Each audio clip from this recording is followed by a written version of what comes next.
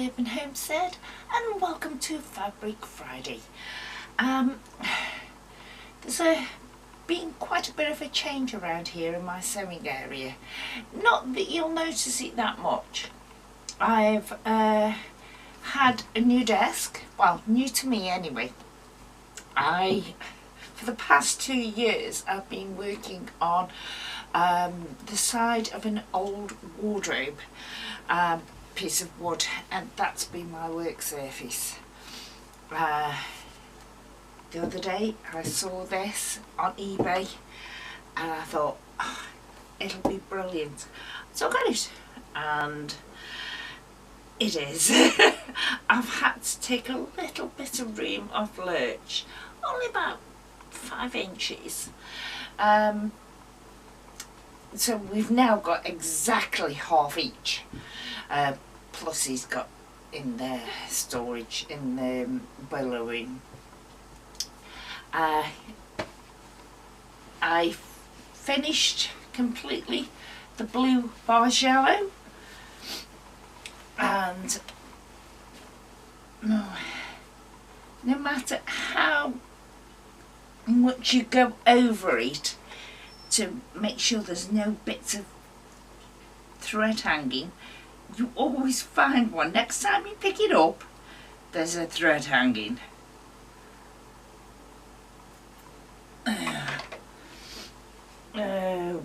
Oh, Mason said. Yeah, like I said, I finished it and completely bound it, and that's going to my daughter for her birthday present next month. I always have several projects on the go.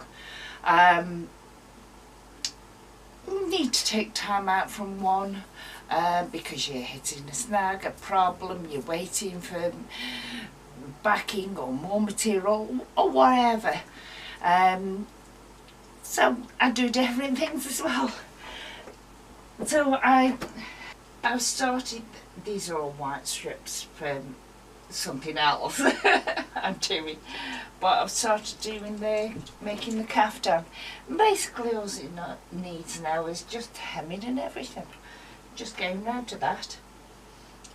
These, as I have said, are for, as you can see behind me, the Lone Star, done in the stained glass style that I did that black one and made a cushion cover for.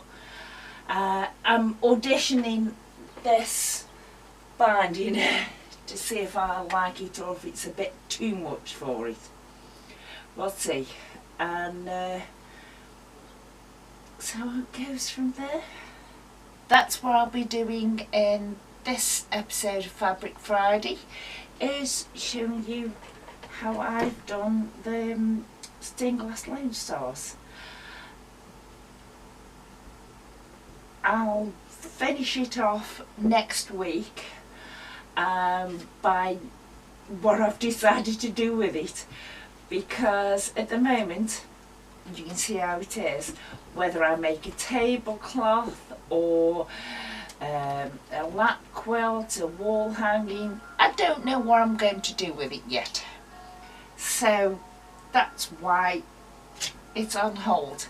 So I'll do the episode today, how I made the Lone Stars, do a finish up on it next week, and then when I have decided what to do, I'll show you. So we best get going and get on with it then. I've cut these into strips. The colours that I'm going to be using are in 2.5 inch strips, and the white I've cut into 1 inch strip, and we just sew them full length next to each other. So I'll do that now and then show you when I've done. Don't that look pretty? I've sewn all the strips together and they're overlapping one another at the moment. So you can see colour A, B, C, D, E, F, G and H. Hopefully this is going to make a 4x4 diamond, but we'll see. You can see the strips, 2.5 inch strips with white in between them.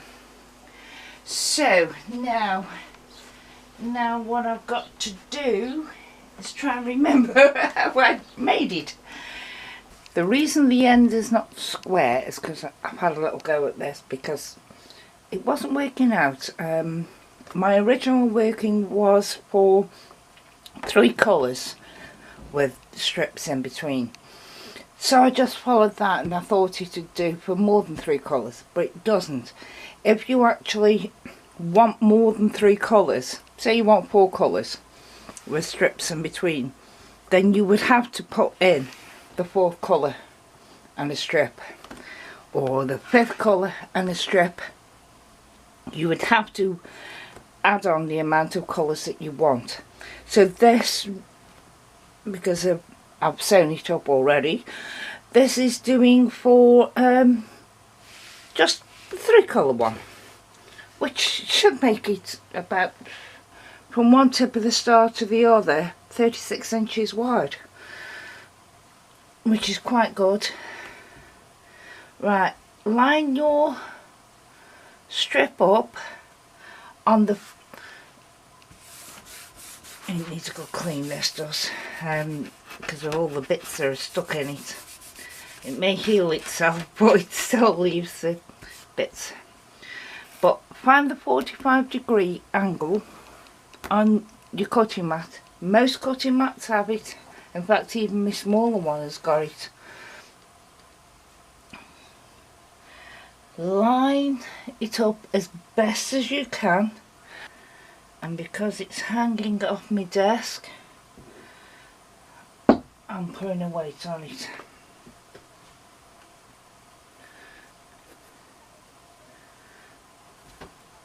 And what you want to do now is basically neaten it up. Obviously, if you hadn't been at it first, like I have, then it would be sort of square. I'll show you the bit I've cut off it. See, that's how it would be. But obviously, not doing that because I've already been at it. So this is awkward because the tripod's in the way, but there it goes. Now these were 2.5 inch strips, so we want 2.5 inch wide. If you do 2 inch strips, I haven't done them, but I should imagine it to be 2 inch cuts if you were using 2 inch strips. So find your 2.5 and then cut it. That's your first one. We need 2 of these. There's a half, 1, whoops, and me weight's in the way. Half, 1, 2.5.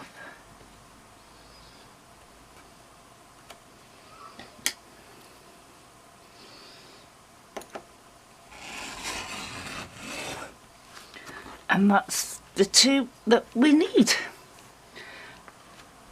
And I've already had 2 off, and I've done 1 star, and that's all I need for the next star.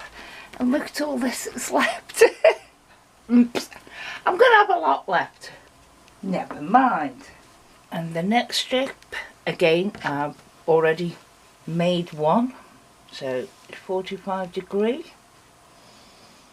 Let's see how this one works out. And there's not really any trimming up to do on that. So cut 2 strips again, and it's like that with all of these strips. I had made the cushion cover out of just 3 colours, so I did exactly the same as that, thinking it'd work out for more than 3 colours. It doesn't. I've tried laying them out different, but out of the few cuts that I've made, and I've got way more than I need, I've got 4 diamonds, which are going to be big enough. Yeah, I have made one Lone Star already in this way, and I was going to do another one. However, some strip sets, I've got loads of it left, but some I haven't got enough, because you need 2 from strip set 1,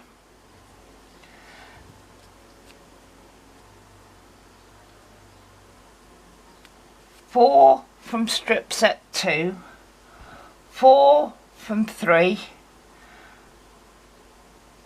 4 from 5, and 2 from 6, I think. Yeah, so what I'm going to do is just put this together and possibly have it as a table runner.